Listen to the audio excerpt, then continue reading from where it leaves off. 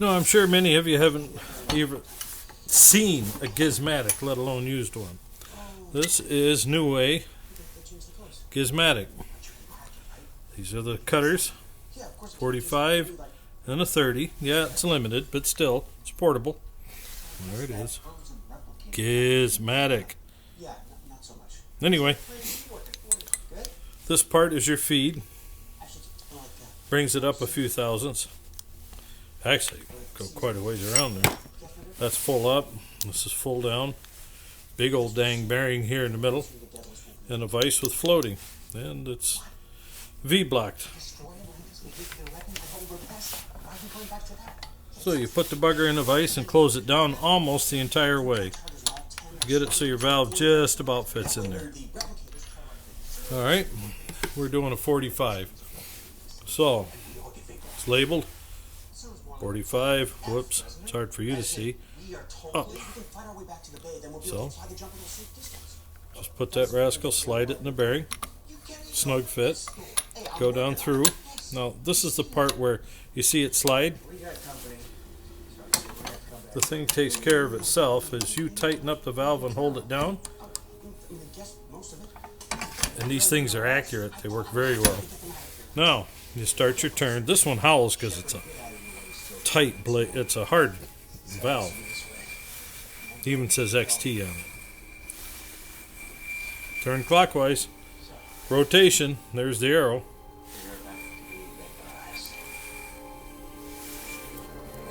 There's two arrows. If it's upside down, it's the other way. Now I am taking metal off, and in this case it's very low. So it's actually taking it and grinding it back to a 45 when it was probably a 44.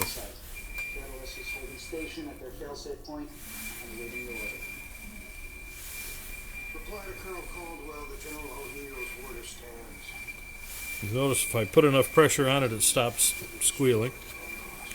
Now I've already run this through a couple times. Back it off. Turn it. Now it probably caused the valve to slip up a little bit. I gave it quite a bit of pressure. Loosen your vise up. You can see in there, there is a lot of meat to come off of there. And there's our valve. It's coming. But you can, I don't know if you can see it very well. Yeah, you can see it pretty fair there. Up here at the top's where it has been hitting. Down here it wasn't, so now we're trying to match the two surface areas. And then some of the spot there is almost entirely done. Anyway, I just figured I'd show the gizmatic to you because it's relatively simple. Nice, just about snug.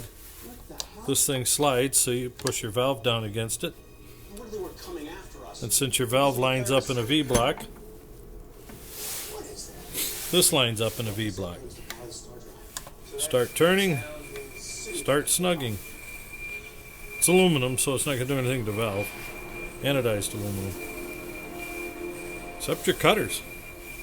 They're going to do something to the valve, trust me. Now, why would you bother with one of these? One of them is you're at home for a few $100s. Oh, excuse me here.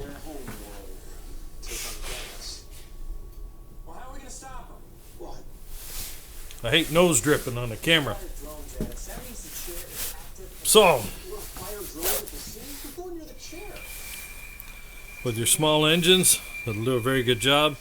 Now, these are just like the other cutters. There's screws in here. You can probably see one there. You loosen that up and it's a wedge. You can move this up and down to match the valve or to get to a better part of the cutter. Cutters are designed for hard valves. As you can see, it's taken a lot of material off. What you saw before, I've already taken out twice before I showed you the first time. This will be number 4. Problem I'm having here is I think what had happened is the exhaust valve seat pounded its way down into the cylinder. It's on a generator that's had a lot of hours on it, and it's an old Briggs & Stratton. Not as old as I'm used to, but it's, I think, 90s. If I remember right, I saw 95 on one of them. Now, let's say you don't like the finish on this valve when you get done, but you've got it cut all the way around, correct? If you don't like the finish,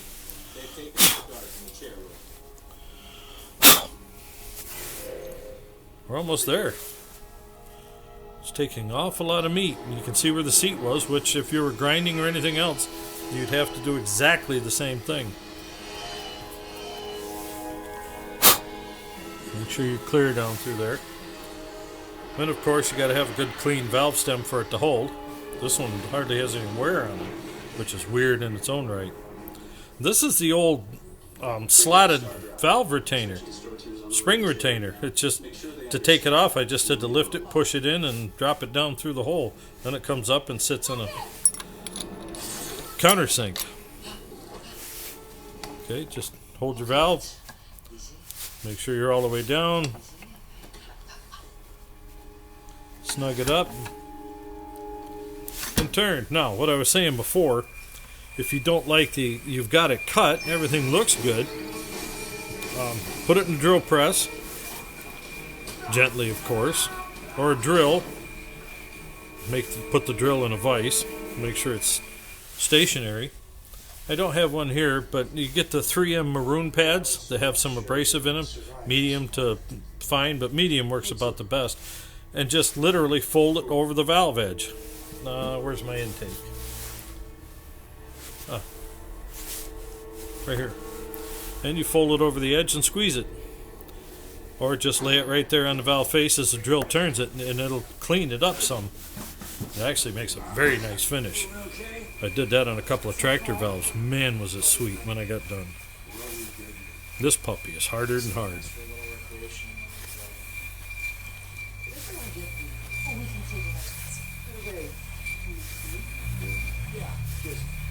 Got a lot of pressure on that bugger. Let's see if we can get it done here. Under 10 minutes. We're in 7 minutes and change now.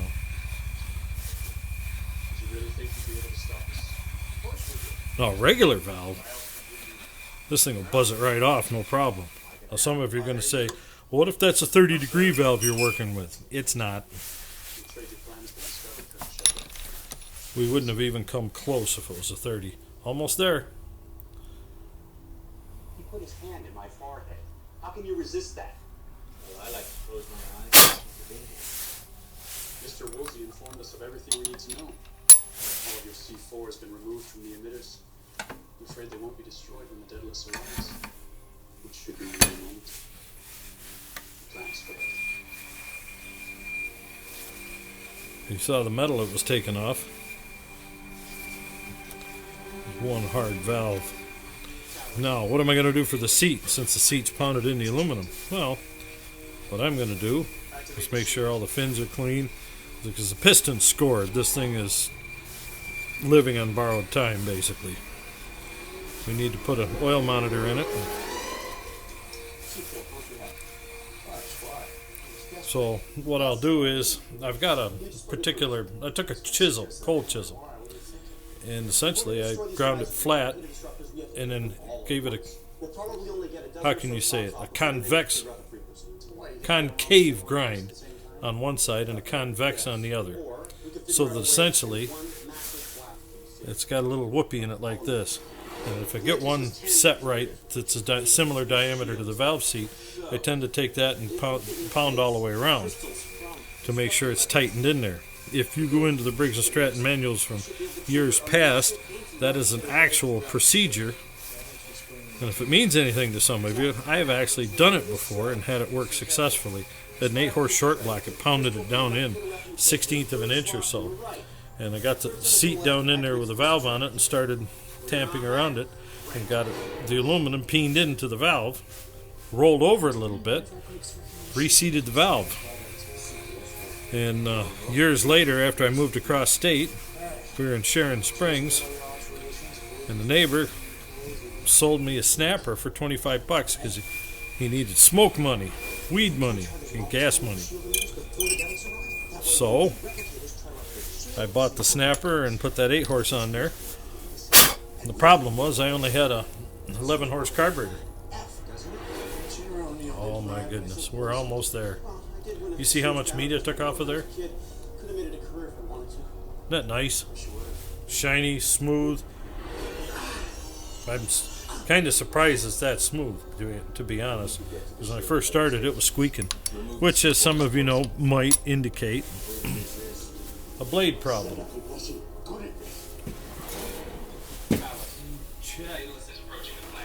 No, it's not here. Activate the shield.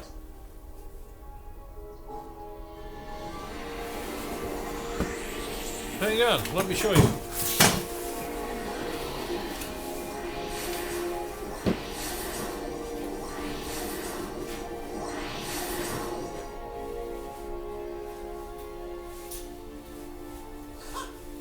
It worked. I can't believe it worked. I'll be right there. Amazing. Well, it was a good. Plan B. Works every time. Go stairs. Excuse me. There we are. But what just happened? Dude, The shield into a giant replicator. I knew that. You knew? Well, I've seen Carter cracking up colors to know that McKay was do a faking. lot of rearranging. He was? I bought it completely. I believe that was the point. Oh yeah, hang on. Why? No, what I gotta do. We're clear. We gotta get to the control room and contact the deadlifts. I like to watch a little sci-fi while I'm working out here. Keeps the background noise up. Alright, now, let's just say I want to move these. Neat little NEWAY wrench. Loosen it up slightly. And there you go. Moves up and down. In this case, I'm going to move it up. Yes, it can stick out of the body without a problem. And you usually only have to move it about 1/8 of an inch.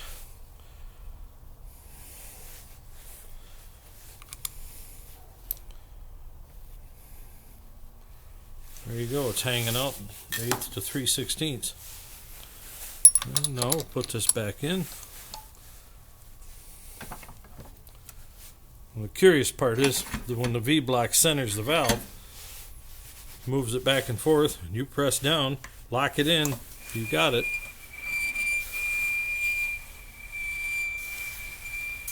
Look at the curls coming out of that baby now. So it was dull there.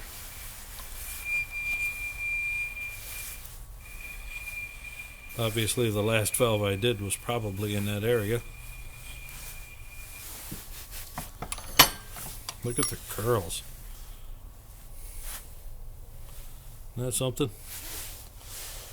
Look at your valve. Just a little more to go. Actually, there's some lines in there from prior and from the way this thing is cutting, because I cut heavily. And as old as this valve is in service, it's going to have some unfortunate hard spots.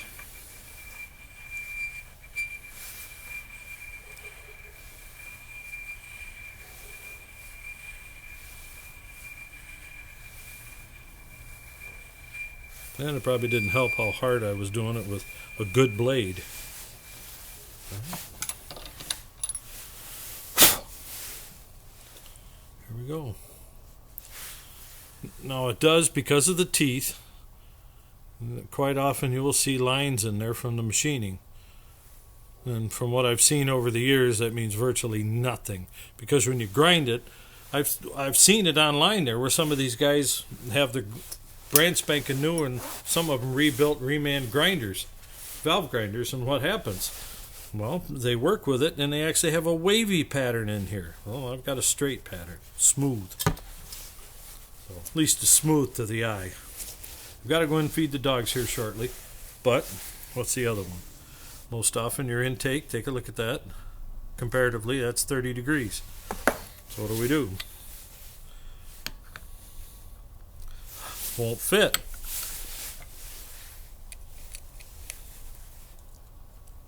Whoops. It's not going to work that way either. Now, one end has a deep taper on it that goes down, usually.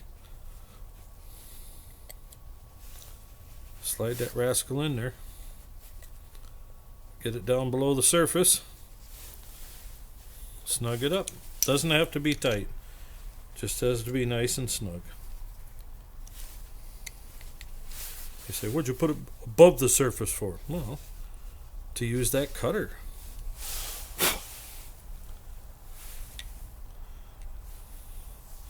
Now I have one here for some reason.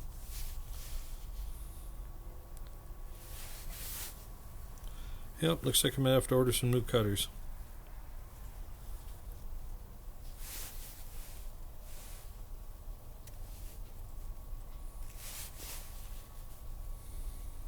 Oh,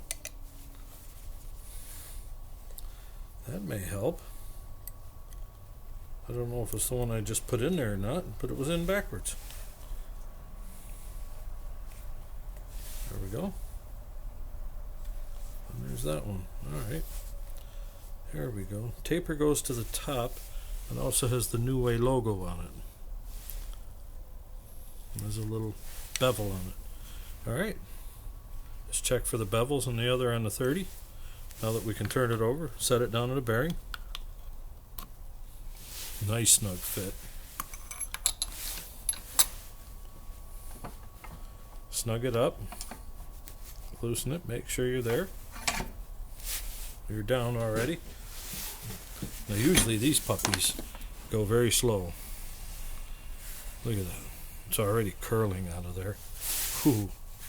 Let me loosen that up. Let me do this. I'm actually going to raise it slightly. Now I'm going to... Look at that. See that curl coming off of there?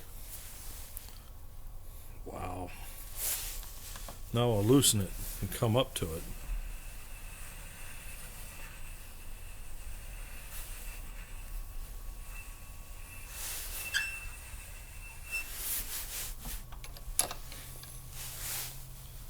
Look at that. Yep, got a little more to go. Look at the curls.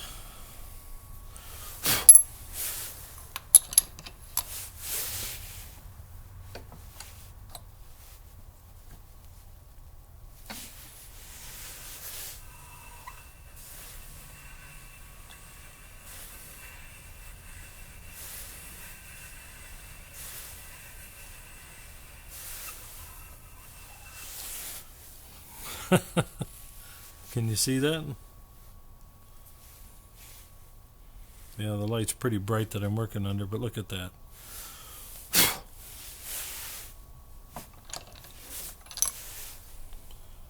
There you are.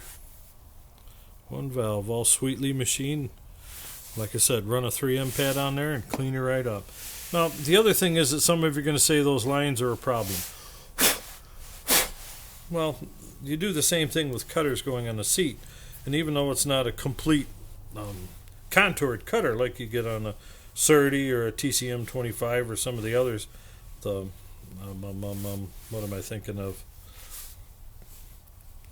Can't remember the name of the other one, the fancy, but the idea of machine with small lines in it like that we had in years past, and it's proven true on all the diesels I used to do, that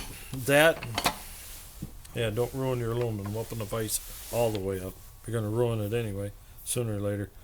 But the idea that comes with it is the lines match up slightly between the valve seat and the valve itself. And it actually gives an area that they wear in together, almost like they're lapping. But like I say, if you don't like it, you take a piece of 3M pad and just run it around there. But you're going to tell me you're going to do something with that? I don't think so. And even with the exhaust, if I polish that up, that'll be sweeter than sweet, man. Perfect? No. Nice? Yes. Main thing is this valve in particular, but both of them are over $40 a piece. In fact, if you get a certain exhaust valve in a certain serial number range, it was like $65 for that valve right there. So I can spend an hour on these two valves, charge the guy a hefty amount of money, and he'll come out ahead. Still. Alright, so there you go. And we'll put those in there for now. I've got a welding table with holes in it. So, if you're ever curious about your Gizmatic, there it is. There's your V-block, your spring tensioners, and there's your float, the valve controls. When you put pressure on it, it centers this. Your valve is locked, and as you turn this and even if you don't have it perfectly centered when you start, when you turn this, it floats, and it'll match the valve. The thing is great. I've used it enough times. I can't remember what one engine I used it on. It was an actual tractor engine. Oh, a couple of diesels. Hat's diesels. Worked perfect. Did a beautiful job. So anyway, there you are. The Gizmatic from NEWAY. If you can't find a use for that when you're working on small engines even, man. Because look at the hole is fair size. Get a good size. I could put a doggone John Deere Johnny Popper valve in there and probably resurface it. But I do have the big Black & Decker. You put something in there that big, you open up your cutters, and you try and keep the valve head inside this. Yes, you could have it outside this, but you need to be a lot more careful because it needs that support. You're going to have trouble. Those wedges hold it in place. They're not designed to hold it from external pressure. But you can do quite a valve on there. Think about that. Anyway, there you go. There's the Gizmatic for you. Replace the cutters when you need them. This has been used an awful lot in the last 5 years. I think I bought it, at least 5. Probably, about 5 I've had this.